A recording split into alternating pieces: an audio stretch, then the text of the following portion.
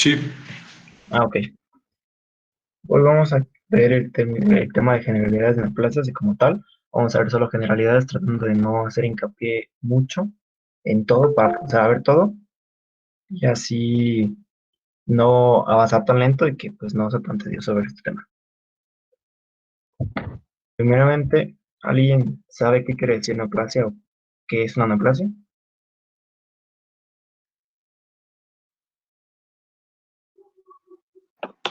Un crecimiento. es el,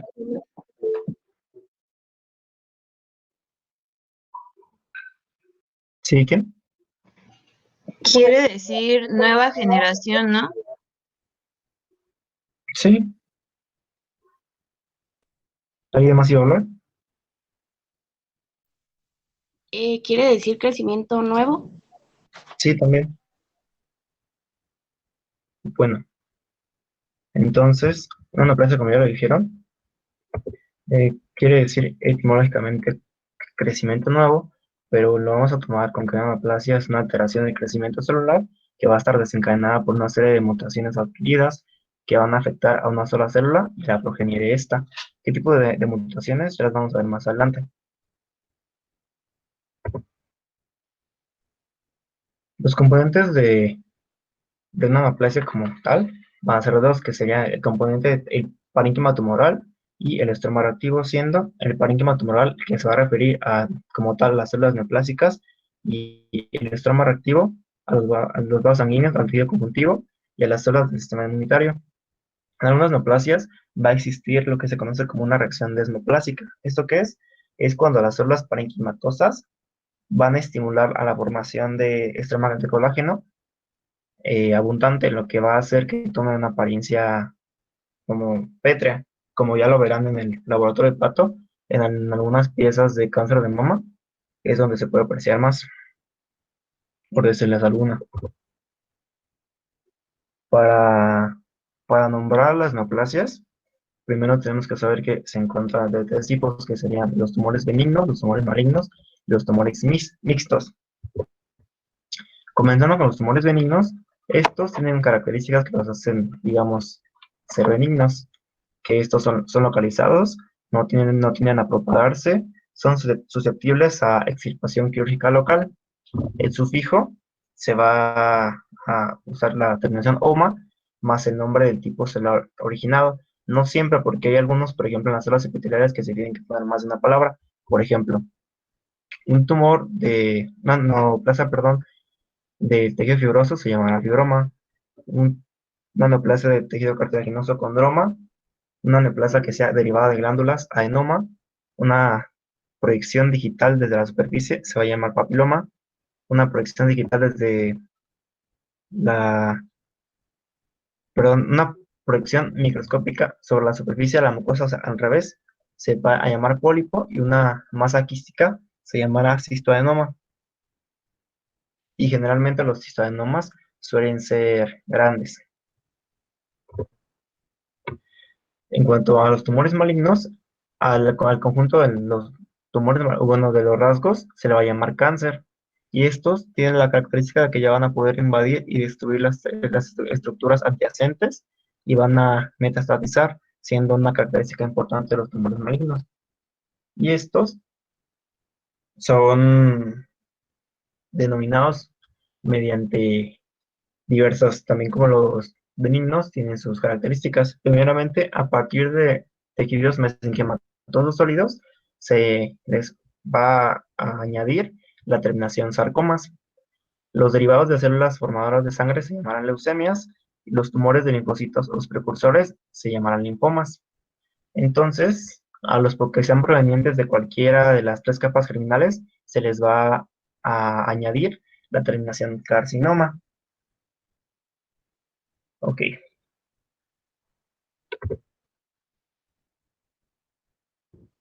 Se me pasaba decirles que hay estos cangrejos que los puse aquí, no solo los puse porque sí, sino que hay varias, digamos, maneras de ponerlo.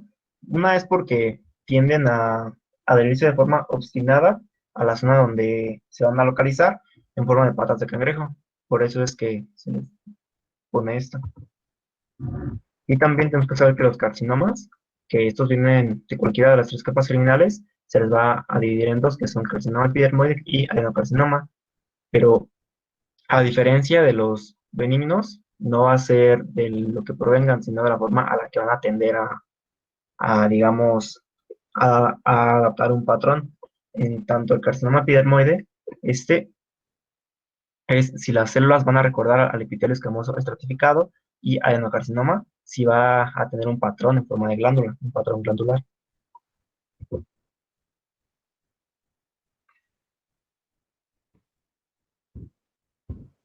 Junto con los tumores mixtos, esto se va a dar porque la diferenciación divergente de un clon lo va a originar. Diferenciación lo vamos a ver más adelante para si no saben a qué se refieren bien.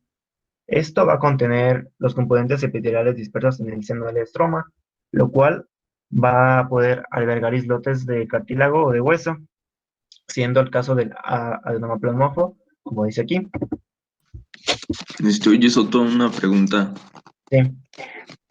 Te pregunta Daniela Gómez que a qué te refieres con patrón glandular. No puse un corte, pero cuando lo ven en el laboratorio de pato, literal se ve que es como si fuera una glándula.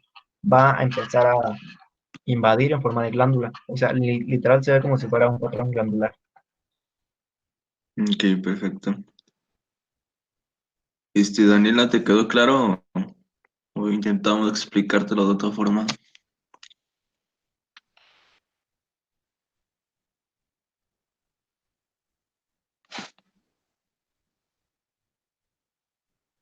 Ok, sí entendió. Continúa, Soto, gracias. Y entonces, tenemos que tener claro que los tumores mixtos se van a originar de una sola capa germinal, excepto los teratomas. ¿Alguien sabe por qué los teratomas no? ¿O alguien sabe qué es un teratoma? Sí, son los que se originan de las tres capas germinales. Sí, exacto, es por eso, porque como estamos mencionando que se van a originar de una sola capa germinal y los teratomas se originan de dos o más, pues esto es por lo que es una excepción. Y también tenemos que tener en cuenta dos términos que son amartoma y coristoma, siendo un amartoma una masa desorganizada pero benigna de células propias del lugar afectado, y un coristoma un resto heterotópico de células que no deberían estar ahí. Por ejemplo, en el Robbins viene un ejemplo que todos yo creo que leímos, que es en las mucosas del estómago, duodeno o intestino delgado, que se detecte un pequeño nódulo de células de tejido pancreático. A esto se refiere. Y aquí, en esta tabla, están algunos ejemplos de cómo se le llamaría a los tumores, dependiendo de si sean benignos o malignos y dependiendo del lugar en el que estén. Por mencionar algunos y no mencionarles todos, algunos que no se van a llamar tanto fácil como los otros, por ejemplo, un tumor en los vasos sanguíneos, benigno se llamaría hemangioma y maligno se llamaría angiosarcoma. Y por mencionar otro, um, un tumor placentario, benigno se llamaría mola hidatídica, perdón, y maligno se llamaría coliocarcinoma. Pero si quieren repasar esa tabla, le pueden tomar screenshot o están en sus roles. Los tumores van a presentar una serie de características. Primera, que los va a denominar benignos o malignos. Primeramente, la diferenciación. ¿Alguien leyó qué es diferenciación? ¿O tiene una idea de qué puede ser la diferenciación? Pues es más que nada eh, las, es el proceso por el cual las células adquieren funciones y características específicas o diferentes pues a las otras, ¿no? Sí, sí, muy bien, es eso.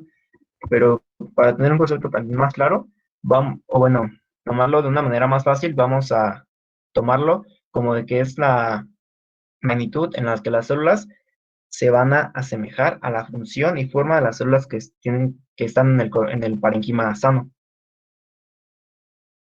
Entonces, una vez que sabemos que la diferenciación es la magnitud en la que las células neoplásicas se van a aparecer en función y forma a las que deberán estar en el estroma sano, una vez que exista una anaplasia, nos referimos a la falta de diferenciación. O sea que si alguien les dice que no sé, pues que la anaplasia es esto, esto, esto, ustedes que tienen que saber que la anaplasia es la falta de diferenciación, la diferenciación es la magnitud o qué tanto se parece la célula neoplásica a la célula sana en cuanto a forma y función, siendo la anaplasia un signo de malignidad, perdón. Y a esto van a existir ciertas alteraciones morfológicas que son pleomorfismo, morfología nuclear anómala, mitosis y pérdida de la polaridad. En el pleomorfismo encontramos que es variación de tamaño y forma. En esta, las células no van a ser uniformes, van a variar de tamaño, de células pequeñas hasta células muy grandes.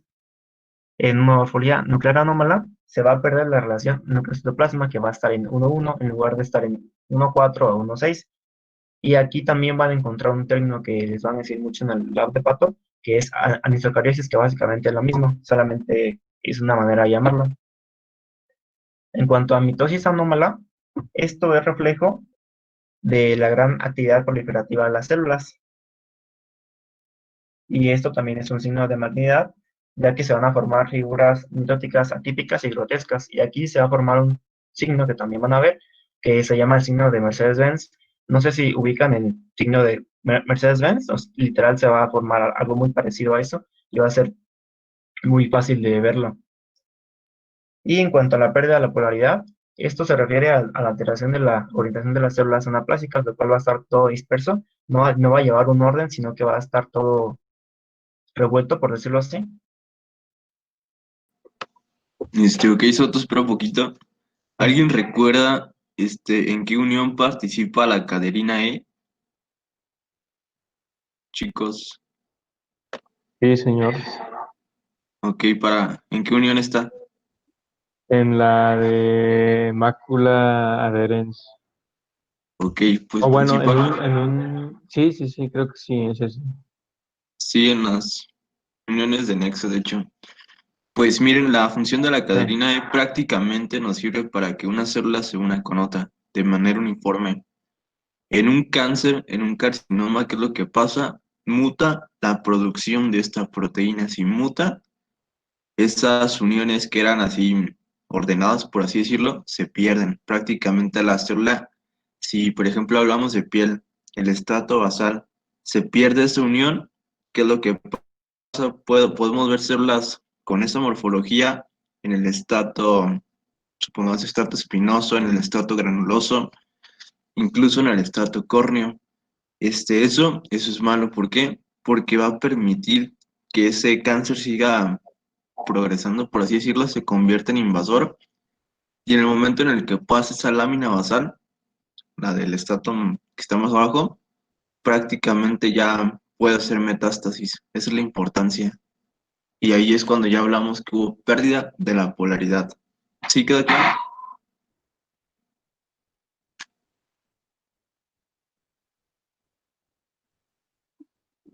Oigan, ¿sí entendieron? Sí. sí. Ok, perfecto. Entonces continúa Soto, por favor. Sí. Y continuando, también tenemos que tener en claro estos dos términos que son metaplasia y displasia. ¿Alguien sabe a qué se refiere el término metaplasia?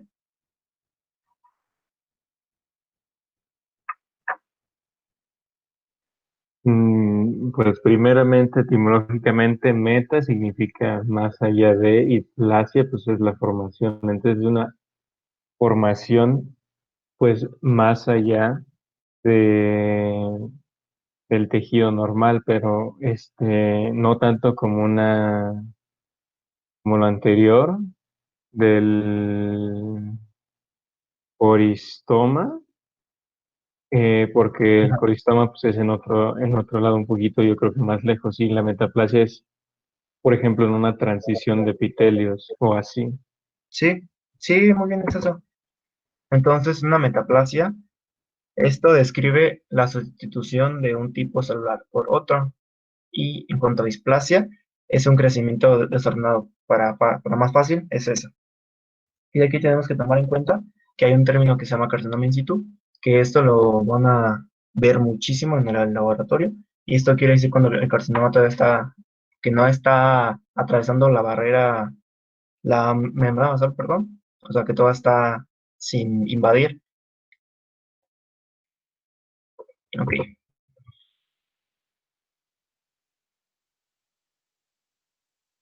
Entonces van a crecer en forma de masas expansivas y cohesionadas que se van a mantener en un lugar fijo y van a carecer de capacidad para infiltrar, invadir o metastatizar.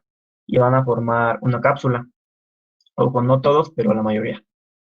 Y los tumores malignos, estos sí son mal delimitados generalmente y van a carecer de un plano de resección bien definido.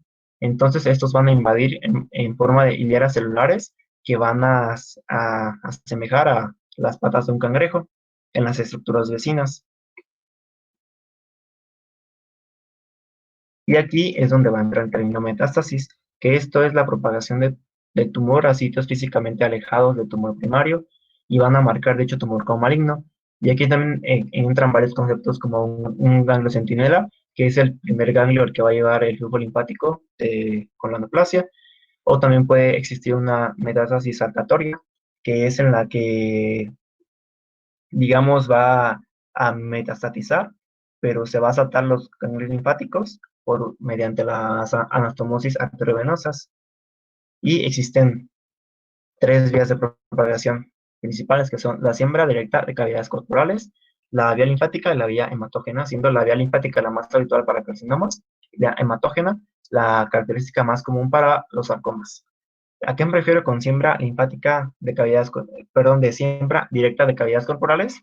Se refiere a, no sé, que empieza a metastatizar al peritoneo y así se va a ir expandiendo. ¿Sí me explico, no?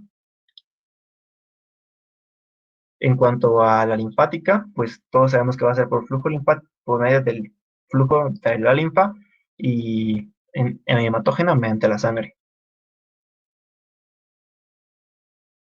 También otro término que puede que les pregunten algún día son ¿cuáles son los tumores líquidos? A eso se refiere con las leucemias o los linfomas, por si alguno se los pregunta. Y aquí está un cuadro para comparar a los tumores benignos y los malignos. Tenemos que los tumores benignos son bien diferenciados y los malignos tienen falta de diferenciación, que se conoce como neoplasia. En cuanto a la velocidad de crecimiento, los benignos son habitualmente más lentos. Estos pueden llegar a pararse o involucionar. Van a formar figuras mitóticas escasas y normales. Y los malignos son de crecimiento lento o rápido. Puede haber numerosas figuras anómalas en la mitosis. En cuanto a su invasión, los benignos generalmente no invaden, o sea, porque están bien delimitados, y los malignos generalmente tienden a invadir. En cuanto a metástasis, pues en los benignos no hay, en los malignos son frecuentes las metástasis. Ya lo verán conforme a cada tipo de cáncer, cuál es la más común. Ok, chicos, ¿alguien leyó qué es la escala de Gleason? Cuando hablamos de próstata. No, nada más leí una que es la TNM. Ok, esa es la de tumor y algo así. Neoplasia y metástasis. La escala de Gleason va a ser referencia prácticamente a la diferenciación. Con ella nosotros podemos evaluar qué tanto se conserva la morfología tanto de las glándulas de la próstata como la morfología celular. Supongamos en grado 1, básicamente lo que va a pasar es que sí se conserva esa diferenciación. Hablamos de que prácticamente el proceso maligno o ese proceso neoplásico dentro de la próstata pues es de tipo benigno. Si vamos ascendiendo en los números, quiere decir que se va perdiendo esta diferenciación y las glándulas van a perder su forma. Por ejemplo, van a ver ustedes en que les mencioné que un cáncer tiene, supongamos, 7 puntos. Ok, el patrón que que predomina es un 4 y luego un 3. ¿Qué quiere decir? Prácticamente que está predominando esa falta de diferenciación glandular y en algunas regiones se conserva un poquito. Ok, les pongo otro ejemplo. Patrón de 7, en el cual el patrón que predomina es un grado 3 y después un grado 4. Les van a decir cuál es más peligroso, cuál es, por decirlo más, con peor pronóstico. Ustedes tienen que responder que el de peor pronóstico es el 7, que es el 4 más 3. ¿Por qué? Porque el patrón que predomina es aquel que tiene menos diferenciación y eso es maligno. Ok, benigno y maligno nos hace referencia básicamente a si ya pasa de esa lámina basal de las células, por decirlo, donde estaban ubicadas. Por ejemplo, en cáncer de cuello uterino, hablamos del que el proceso es benigno cuando todavía no pasa esa lámina basal y por lo tanto no hace metástasis. Ok, maligno, ya pasé esa lámina basal, llegué a la lámina propia que está debajo de todo epitelio, básicamente ya puede hacer metástasis. Eso nos referimos con maligno. Ok, ¿queda alguna duda con eso? No. Ok, perfecto. Entonces continúa, Soto. Sí, ok. Hablando de epidemiología, para no entrarnos en que por países y que por edades, lo vamos a tomar con mayor incidencia global en todas las edades. Y pues los primeros son cáncer de pulmón, de mama, colorectal, de próstata y estómago o gástrico, que ya lo van a ver más adelante en cada una, para no entrar en detalles de cada una, porque cada uno tiene pues su chiste. Y vemos que en cuanto a incidencia y mortalidad, se van a invertir. Entonces, siendo número uno pulmón todavía, en segundo lugar ya encontramos el colorectal, el gástrico, el de hígado y de mama. Estos datos fueron de 2018.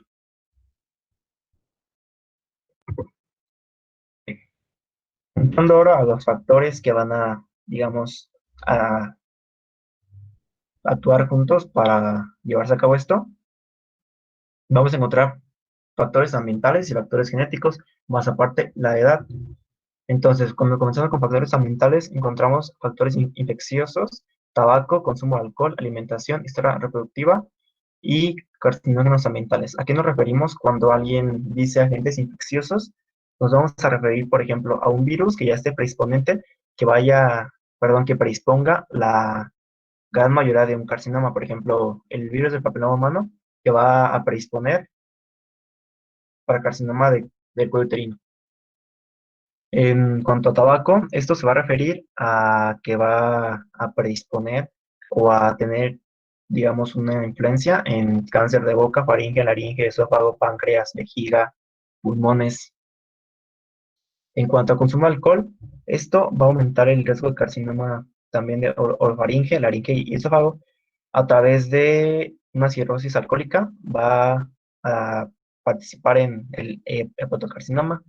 No sé si ese tema también se vaya a ver, pero pues también es muy interesante si lo quieren revisar. Y pues también sabemos que la combinación de tabaco y consumo de alcohol, pues si uno ya es, digamos, predisponente o tiene una influencia grande, pues sumados van a ser mucho más. En cuanto a la alimentación, este punto se sigue debatiendo, pero digamos que hay una relación entre cáncer prostático de mama y colorectal con la alimentación.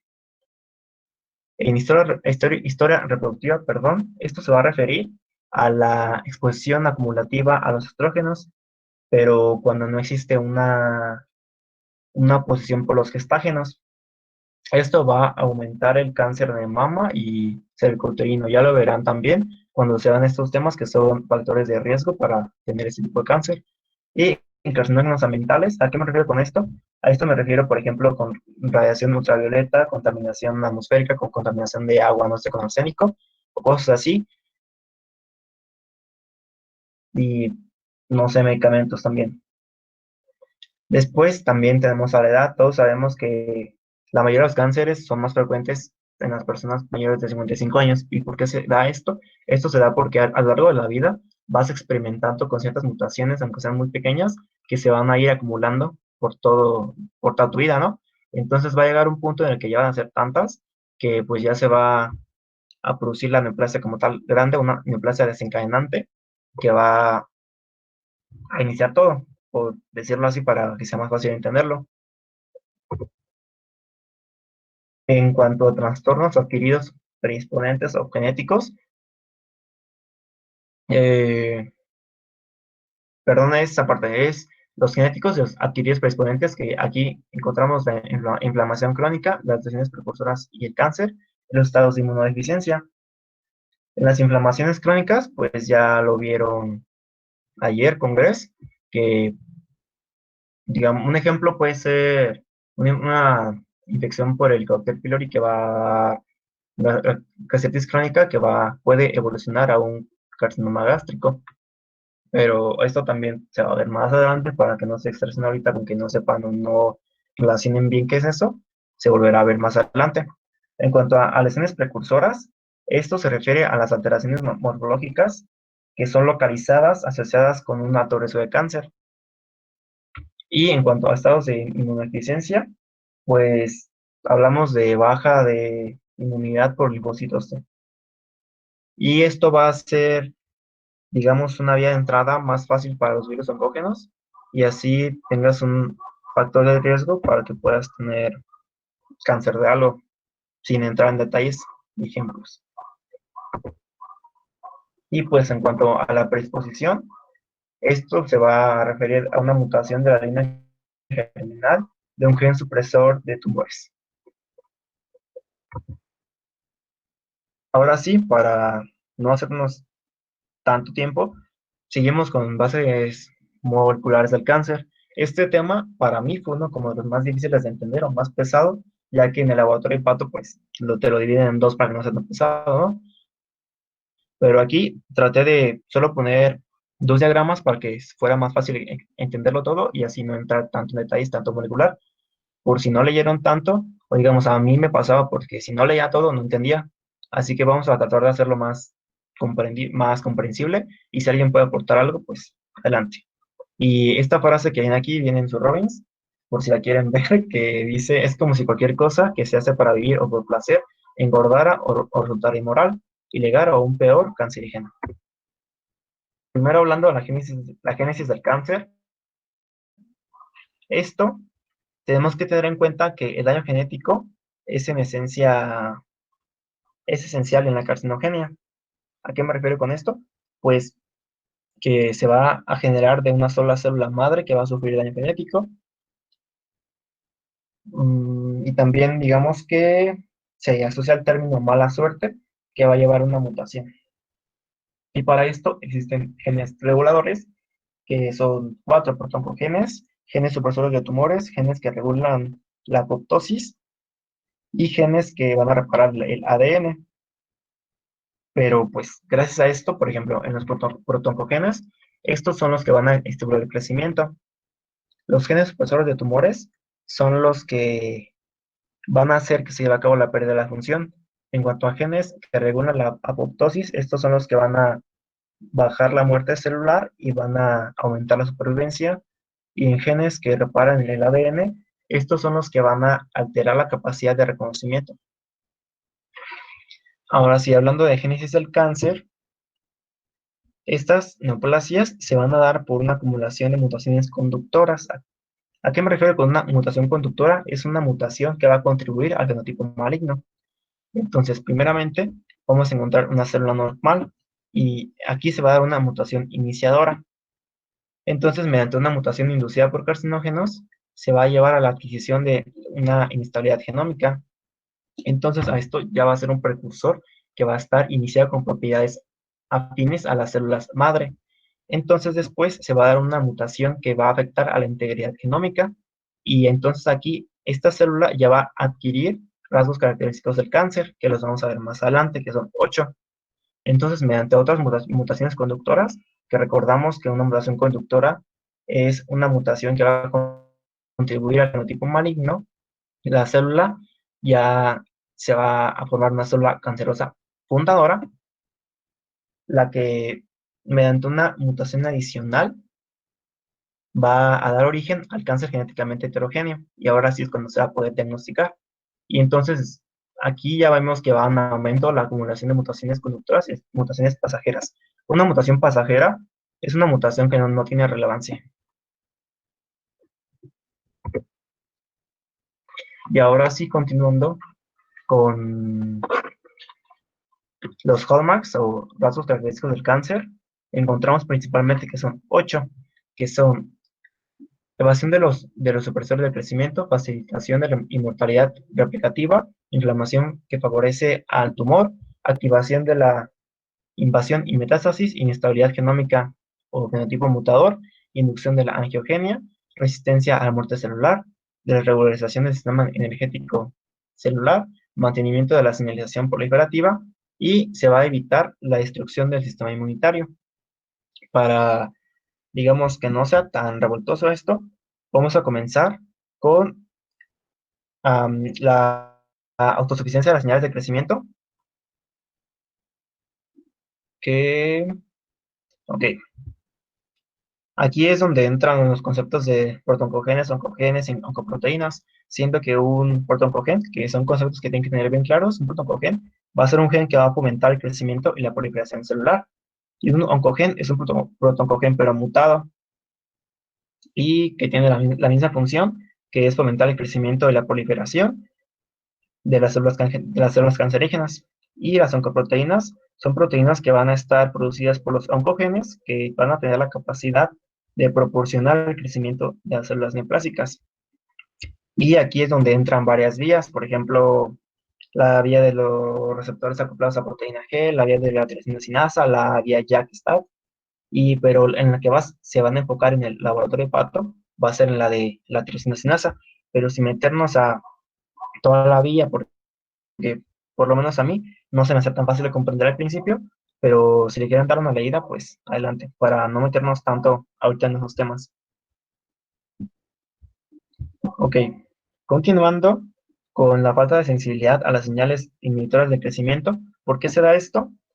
Esto se da porque los genes supresores de tumores van a ejercer un efecto inhibidor de los oncogenes. Entonces, cuando los genes supresores falten, el cáncer es lo que va, digamos, perdón, es lo que va a dar al cáncer este rasgo característico. Y aquí los genes supresores de tumores más importantes son la proteína del retinoblastoma y P53, no sé si han escuchado de ellos. Entonces, en cualquier daño genético, normalmente estos van a favorecer la quiescencia o la senescencia. ¿Alguien sabe a qué se refieren los términos senescencia o quiescencia?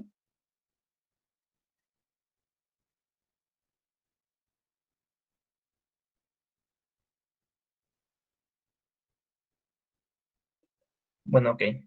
Nos referimos a senescencia o lo podemos tomar como del término cenecienta, que ya quiere decir como bueno, mayor o algo así. Y lo tomamos en senescencia que la célula se va, digamos, la van a, por decirlo así, desactivar para que se quede senescente, así sin hacer nada, para llevar a su posterior apoptosis, pero no nos referimos a quiesencia cuando la célula se va a desactivar o bueno, se va a quedar ahí quieta, porque bueno, quieta, y entonces la diferencia de senescencia a quiescencia es que en quiescencia la célula puede otra vez regresar al ciclo celular desde la parada que ya tuvo. Y pues nos referimos a RB como la proteína del retinoblastoma, que este es el gen que va a actuar entre G1 y síntesis del ciclo celular. Y pues aquí ya va a entrar el concepto que está hipofosforilado, hiperfosforilado, pero no lo tenemos en eso para no tratar de confundirnos.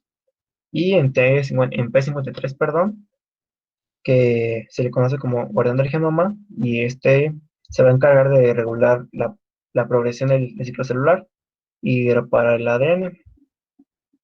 Y pues aquí también puede ocurrir un síndrome que se llama síndrome de Li-Fraumeni, pero si no mal recuerdo, Alex, no sé, corrígeme si no estoy bien, es el gen que te va a aumentar, digamos, el riesgo de tener cáncer como hasta 25 veces,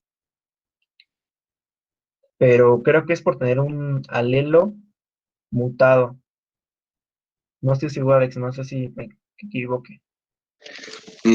Ok, el síndrome de Li-Fraumeni, como tú ya mencionaste, Soto, básicamente va a ser como una mutación del gen TP53. ¿Y qué es lo que pasa? Pues prácticamente como ese es el guardián del genoma, quiere decir que es el más importante regulador para suprimir estos tumores, va a hacer que la persona que padezca este síndrome tenga predisposición a desarrollar gran cantidad de cánceres, no solo de, supongamos, estómago, de boca, de pulmón, etcétera, sino va a estar predisponente a desarrollar muchos tipos de cánceres. Y pues esta mutación pues es muy rara, es autosómica dominante. No sé si eso te refería, Soto. Sí, es eso. Sí, gracias, Alex. Sí, de nada. Entonces, el siguiente sería alteraciones metabólicas que van a promover el crecimiento, o también conocido efecto Warburg. No sé si lo han escuchado alguna vez. Entonces, la razón de esto es que se basa en que la célula neoplásica va a depender de sustratos para la formación de componentes estructurales, como por ejemplo ADN, lípidos, proteínas. Entonces, por esto va a depender de compuestos carbonatados, por ejemplo el piruvato, y por lo tanto el producto final de la fosforilación oxidativa va a ser ATP. Entonces, la función mitocondrial va a servir también para obtener energía y a su vez va a inducir la formación de intermediarios para la formación de macromoléculas. Y la razón de esto es porque en la, bueno, porque digamos que implican genes supresores tumorales y el receptor del factor de crecimiento epidérmico. Y aquí es donde ya va a entrar otra vía, la vía de proteína quinasa AKT, pero igual lo volvemos mucho. Y aquí también es importante que sepan que existe la vía MYC, que esta es la vía que va a inducir la transcripción nuclear de genes para promover el efecto Warburg. Digamos que eso es lo más sobresaliente ahorita, quédense con eso ahorita, ya cuando estén ahora sí en sus clases de PALP en el laboratorio, traten ahora sí de profundizar bien todas las vías y comprender bien qué pasa y por qué sean todas esas cosas. Después sigue la evasión de la apoptosis. La apoptosis, como ya sabemos, es la muerte celular programada. Y esta se va a presentar cuando dentro de la célula exista un daño genómico. Sin embargo, cuando hay cáncer, pues se debe vencer este mecanismo y fomentar la proliferación de la célula maligna. Y esta se va a dar por mediante dos vías, que son la vía intrínseca o mitocondrial, la vía extrínseca, o también llamada de los receptores de muerte. Y estas vías están reguladas a través de distintos genes que van a estar pertenecientes a una familia que se llama familia llamada BSL. Y entonces aquí encontramos los antiapoptósicos, los proapoptósicos, perdón, y las sensoras o solo BH. Continuando con el potencial limitado de replicación o también llamado inmortalidad. Esto se va a dar porque las células cancerígenas van a tener una capacidad de proliferación limitada, la cual no se va a explicar del todo. Sin embargo, esta característica es entendible porque primeramente evaden la senescencia. ¿Por qué? Bueno, primeramente tenemos que saber que una célula normalmente se va a replicar entre 60 y 70 veces. Después de esto, no se puede dividir más, lo que se explica a través de P53. En cuanto a la evasión de la crisis mitótica, esta es porque las células van a entrar en crisis mitótica y mueren, pero esto se debe a un acortamiento de los telómeros, y aquí las células malignas van a expresar la telomerasa, que es una enzima cuya función es impedir que los telómeros se sigan acortando. Y autorrenovación, porque mediante a través de una división simétrica, una célula madre va a producir dos células hijas que también serán madre. Esto va a promover la indiferenciación. Y para ya casi acabar, ya no nos faltan tantos, seguimos con angiogenia. ¿Alguien sabe a qué me refiero con término angiogenia o ha escuchado qué es una angiogenia? Pues es la formación de vasos sanguíneos, ¿no? Ajá.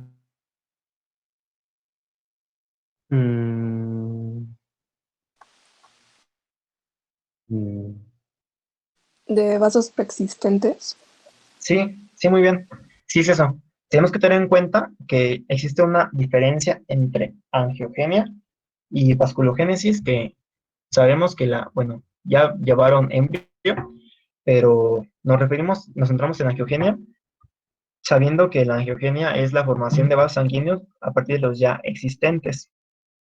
Y pues un tumor no puede crecer más de 1 o 2 milímetros sin, sin aporte sanguíneo. Y para esto se lleva a cabo la angiogenia. Esto primero tiene dos, digamos, propósitos. El primero va a ser brindar nutrientes o aporte nutricional para que siga creciendo. Y el segundo es facilitar la metástasis por medio de vía hematógena. Y pues ya para terminar, es invasión y metástasis, que ya vemos que esto es un rasgo de malignidad. Y este se va a dar por un proceso en el cual va a intervenir. Espera, Soto. Sí, Ok, chicos, ¿alguien leyó qué es lo que provoca, o sea, qué molécula, qué producto hace que ocurra esta angiogénesis tumoral?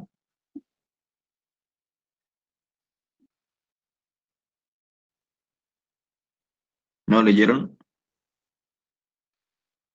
no. Ok, básicamente son los factores de crecimiento endotelial vascular. ¿Qué es lo que pasa? Básicamente la célula tumoral o los fibroblastos lo pueden producir, estimulan a los pericitos y al endotelio del vaso sanguíneo. ¿Qué hace básicamente? Pues sigue creciendo, formando más vasos sanguíneos, se une un vaso con otro vaso. Estos llegan al tumor y van a hacer que éste continúe creciendo, pero de una manera más acelerada. Esto es ya como tal un proceso maligno.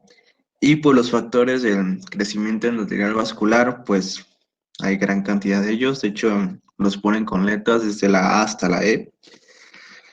Y bueno, pues prácticamente es lo que hacen, hacer más vasos sanguíneos que se originan de los que ya estaban existentes. Una razón por la cual pues una persona muere más rápido por esto es que esa cantidad de sangre básicamente va a estar dirigida hacia el crecimiento del tumor, descuida, por así decir, a las demás estructuras, a los demás órganos. El tumor pues crece de manera anormal, muy rápido, y por ejemplo le quita esa vascularización, supongamos, al estómago. El estómago, pues supongamos ya no tiene tanto aporte nutricional y el que se lo queda es el tumor. No sé si me están dando a explicar. Básicamente es eso. ¿Sí entendieron? ¿No? Ok, parece que sí entendieron. Continúa su tono, por favor.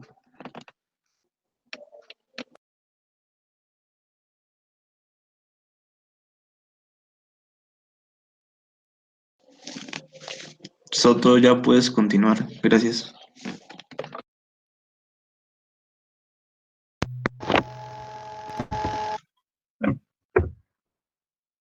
entonces, continuando, como ya les mencionaba, Alex, existen moléculas proangiógenas y moléculas antiangiógenas, siendo las proangiógenas el factor de crecimiento epidérmico vascular, todos esos, y los antiógenos, los antiangiógenos, perdón, son, por ejemplo, angiostatina, endostatina, trombospondina, etcétera, por mencionar algunos. Y ahora sí, para terminar, ya entramos a invasión y metástasis, que esto se requiere que exista una interacción estroma-parénquima en la cual tienen que intervenir dos fases, que sería la invasión de la matriz extracelular y la diseminación vascular, que va a alojar a las células tumorales y posteriormente va a darse una colonización. En cuanto a la invasión de la matriz extracelular, las células tumorales van a estar en contacto con la membrana basal y el tejido conectivo intersticial, por lo cual deben de pasar por estas barreras para que se dé una invasión, ¿no? Entonces, esto se va a dar por medio de tres pasos. Primeramente es un aflojamiento de las interacciones intercelulares, como ya lo mencionó Alex hace ratito, la adhesión a otros componentes de la matriz extracelular y finalmente una migración e invasión celular. ¿Y qué puede causar esto?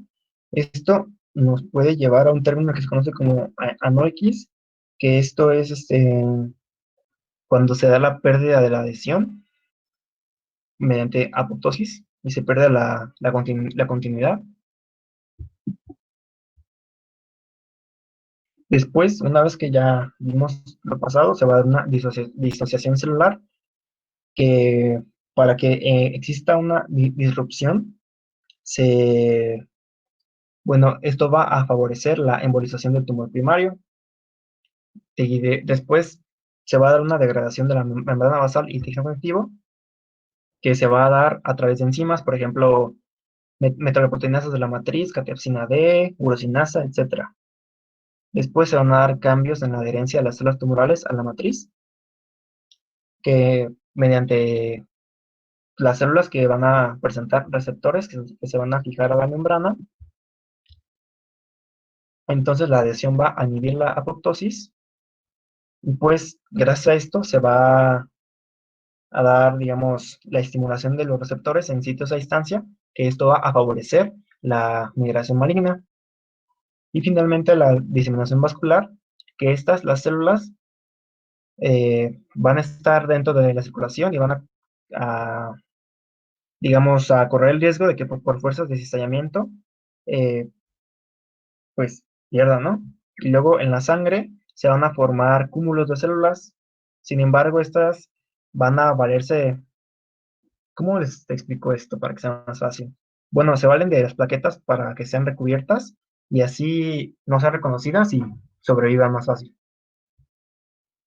Y pues gracias a esto se pueden formar tumores secundarios, los que dependen de la característica anatómica y el tropismo de cada tipo de tumor.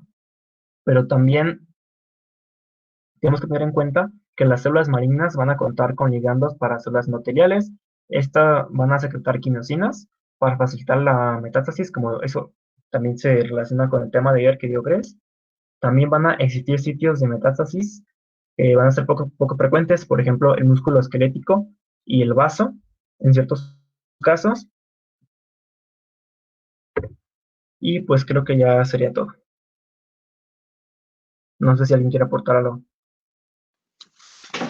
Ok. Chicos, ¿leyeron qué codifica el gen CDH1? Alguien que me diga.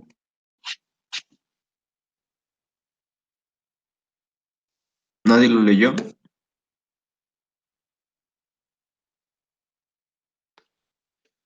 Ok, parece que no. Bueno, este gen prácticamente lo que hace es codificar a la caderina E, ya mencionamos hace rato, como bien Ulises dijo, está formando parte de las uniones adherentes como mácula adherens o nula adherens. En el momento en el que esta proteína falta, hay pérdida de la polaridad que ya mencionamos. La célula neoplásica tiene la capacidad de secretar metaloproteasas de la matriz como colagenasa elastasa. ¿Qué va a hacer? Pues prácticamente degrada esa membrana o lámina basal, como le quieran decir. Llega a lo que es la lámina propia, básicamente al tejido conectivo, ahí encontramos vasos sanguíneos, vasos linfáticos, etcétera. ¿Qué es lo que pasa? Llega un vaso linfático, por así decirlo, como ejemplo. Va a viajar a través de ese vasito linfático, va a llegar a ganglios linfáticos. Aquí tiene un filtro, una de dos. Puede que sea degradado o destruido por un macrófago, o la otra es que pues se evada todo eso, llega a otra estructura, por ejemplo a hueso. Ok, ¿qué es lo que pasa? Básicamente llega en hueso, comienza a hacer el mismo proceso tumoral, y va pues a formar otro tipo de cáncer, ¿no? Esta es la importancia, por ejemplo, de lo que es la gammagrafía ósea, que es lo que hace detectar las lesiones de un hueso debido a una célula maligna. Ok, si ya identificamos que está en hueso por esa gammagrafía ósea, ¿qué es lo que hacemos? Pues aplicamos un medicamento, un radiofármaco para destruir a la célula. Igual si está en otro tejido localizado, pues igual dependiendo de si tienen receptores, por ejemplo, para estógenos, para el factor de crecimiento epidérmico humano, podemos aplicar un medicamento y prácticamente ahí detenemos o estabilizamos un poquito el desarrollo de ese proceso maligno. Y no sé si alguien tenga alguna duda para que se la haga a Soto o a cualquiera de los que me están ayudando, o si les quedó claro, no Sí, yo entendieron algo. tengo una duda. Sí, adelante.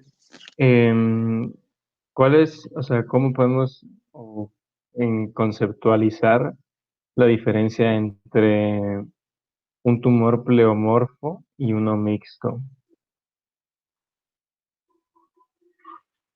Ok. ¿La puedes repetir, por favor? ¿Cómo podemos qué? Así en concepto, ¿cómo diferenciamos entre un tumor pleomorfo y uno mixto? O sea, ¿qué diferencia tienen? Un tumor pleomorfo y uno mixto. Sí, señor. Ah, pues es que tengo entendido que en sí los tumores mixtos vienen de un solo clon neoplásico que va, digamos, a originarlo, ¿no? Entonces un pleomorfo, según, bueno, tengo entendido que son los que tienen componentes epiteliales que son dispersos en el seno, o sea, van a contener, bueno, pueden albergar islotes de cartílago y hueso, pero en sí no sé a qué te refieras como cómo diferenciarlos, porque un pleomorfo es un tipo de mixto. ¿Y por qué? O sea, es que yo no, o sea, no sé si pleomorfos siempre son benignos o sea, así se usan, pues así se dice, para los benignos, siempre, Es o... que los tumores mixtos tienen tanto características de los malignos como de los benignos. Ok, miren, les digo algo que siempre tienen que recordar. Un tumor benigno siempre, prácticamente siempre o casi siempre, puede evolucionar a uno maligno. ¿Por qué? Porque puede romper esa lámina basal de la que ya estuvimos hablando y diseminarse. Ahí hablamos de que es maligno. Ok, respecto a tu pregunta, Ulises, en teoría, bueno, lo que nos dicen los libros es que, pues, un tumor pleomórfico, pues, tiene un aspecto celular muy variado. Como bien les mencionas, Soto, puede ser nidos celulares, tanto mucosos, con cartílago, etcétera. Estos, pues, son de crecimiento lento y, pues, ya mencionamos, pueden malignizarse y, pues, por así decirlo, la ventaja que tenemos es que se puede curar con tratamiento quirúrgico y obviamente pues tiene que aplicarse medicamentos, ¿no? Que es la quimioterapia. En cambio, un tumor mixto, de hecho, en ocasiones se llama igual, adenopleomórfico, por eso no es como tal que hay una diferencia bien marcada, pero podemos decir que aquí hay células miepiteliales que se pueden diferenciar en alguna otra. O sea, básicamente no hay como que un parámetro que nos diga en este momento hablamos de un tumor mixto y en este otro momento de un tumor pleomórfico. Básicamente son similares. Ok, gracias. Va, de nada. Y pues igual el crecimiento de ambos es lento. ¿Alguien más tiene alguna duda?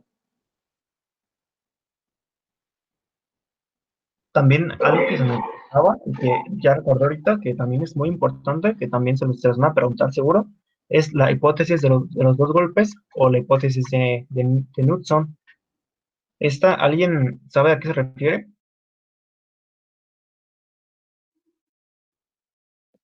No. Bueno, entonces, esta es en la que, como su nombre lo dice, dos golpes, que debe de haber un golpe genético, una predisposición, y otro que debe ser un segundo golpe, que sería un factor medioambiental.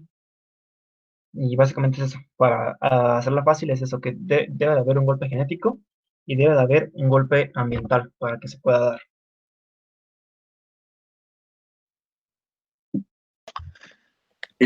Ok, yo recuerdo también que esta fue una pregunta de una hojita de pato. ¿Cuál es la diseminación más común? ¿Alguien que me la diga? La linfática. Ok, la linfática básicamente es por el tipo de vaso sanguíneo. Es más fácil que una célula pues pueda penetrar un vaso linfático debido a las capas celulares que tiene, a que por ejemplo llegue a una arteria muscular. ¿Por qué? Porque tiene muchas capas. Ok, la teoría que nos menciona César, la hipótesis de Knuckson, pues básicamente lo que ya les mencionó Soto, hay dos golpes. El primero es genético. ¿Qué es lo que va a pasar durante toda nuestra vida? Vamos a estar acumulando pues mutaciones en nuestro ADN de las células. Y la segunda que interviene un factor ambiental. Por ejemplo, un masculino de, supongamos, 30 años, tiene predisposición a desarrollar, supongamos, cáncer de próstata a los 50. Realiza deporte, consume esteroides. Básicamente, las células que están en proceso de volverse malignas van a sobreexpresar receptores para la dihidrotestosterona. ¿Qué es lo que pasa con el esteroide en el cuerpo? Se convierte en esa dihidrotestosterona. ¿Qué vamos a hacer? Que la célula neoplásica que tiene un crecimiento o una proliferación lenta se vea acelerada por ese factor ambiental, por ese esteroide exógeno que le estamos metiendo. Básicamente ahí comprobamos que la hipótesis de Knuckson sí se cumple. Ok, tuvimos la mutación de tal gen, ocurrió una sobreexpresión de esos receptores para dihidrotestosterona, nosotros le metemos dihidrotestosterona exógena, que es un factor ambiental, por así decirlo. ¿Qué hacemos? Que esa persona de 30 años desarrolle el cáncer, supongamos, a los 40. Es un ejemplo hipotético. Básicamente es eso. No sé si tengan alguna otra duda. ¿Y si solo tiene uno? ¿Sí solo qué? Si solo tiene uno, también puede ¿Un expresarse qué? o es más, pues un solo, o sea genético o solo medioambiental. ¿Una sola Es más, mutación? ¿O ajá, cómo? sí. Ok, sí puede que se convierta en maligno, pero de ley en toda tu vida van a intervenir ambos, tanto el factor genético como el factor ambiental, que es el que desata como tal, pues ya la proliferación de este cáncer. De ley siempre van acompañados.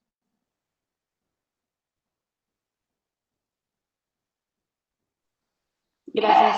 Va, de nada. Soto, creo que ya nadie más tiene preguntas. Gracias. Ok, adelante. Este, ¿cuál era la diferencia entre senescencia y quiescencia o algo así? Quiescencia, básicamente es que en quiescencia la célula se va a parar, pero la célula puede regresar al ciclo celular, continuar, y en la senescencia no, la senescencia para y es la apoptosis. Pero ¿cuándo sucede? Ok, Entonces, Daniela, te pongo un ejemplo. Dime ajá, una célula que se mantiene en G0.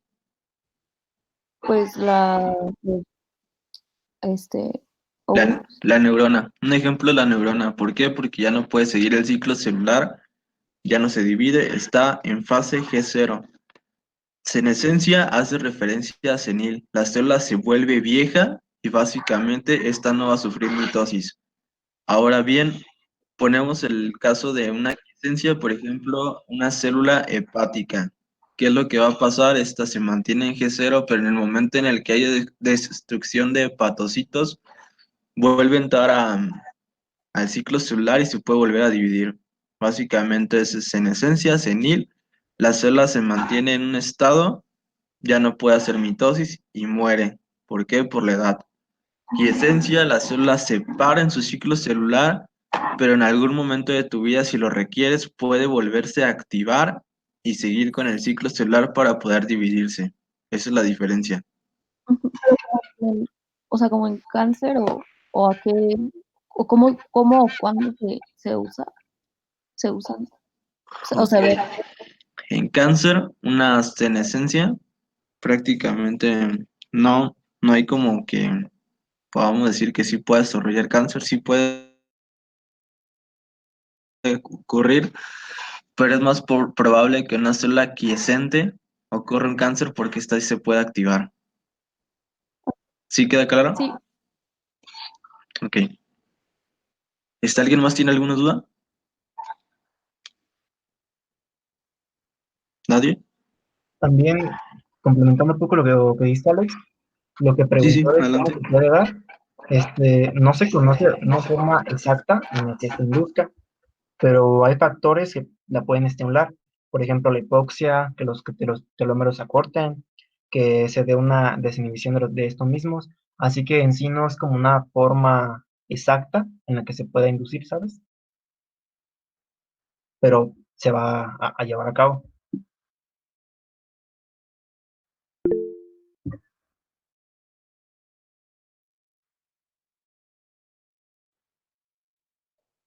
Ok, creo que Diana quiere comentar algo. Si puedes activar.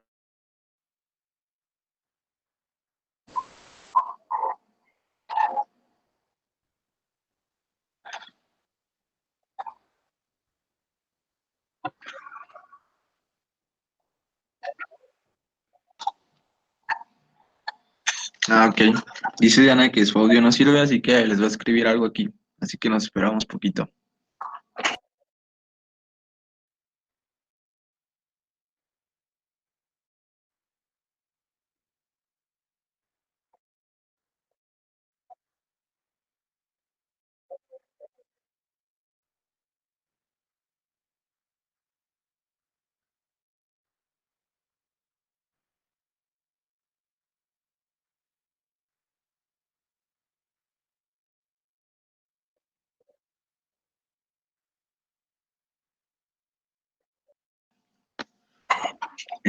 Ok, creo que.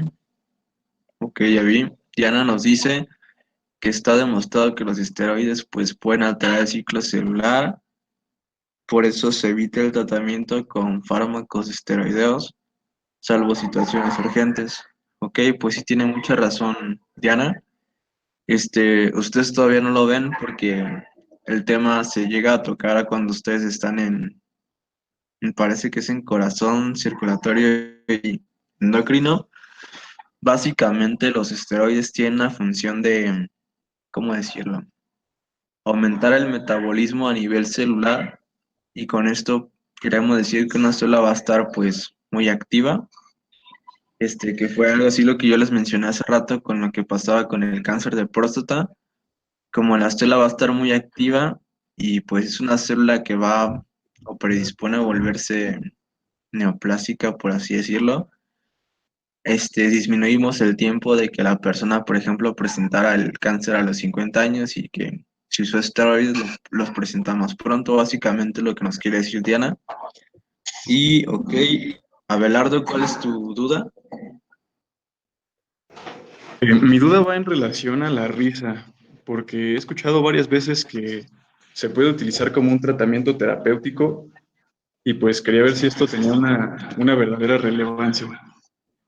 ¿Para la risa? Ajá, en los casos de cáncer, de formaciones neoplásicas malignas. Ok, no, yo la verdad no he leído nada sobre eso, pero Para igual si subir el quieres, ánimo, yo creo. cualquiera nosotros lo buscamos y te decimos en la clase de mañana o más tarde. Sí, muy bien, muchas gracias. Ok, respecto a lo que mencionó Ulises, que como efecto placebo, me imagino, pues un esteroide, si alguno de ustedes hace deporte y los ha probado, los ha usado, mejor dicho, pues sí te hacen un paro, por así decirlo, porque si ayuda a una persona a que desarrolle más masa muscular, pues sí, que por ejemplo si se quería poner marcado en 5 meses lo hacen 2, no sé. Así que pues básicamente para eso nos sirven los esteroides. Pero igual tu duda la buscamos y te decimos mañana. Gracias. Va, de lado. ¿Está alguien más o ya ahí le paramos?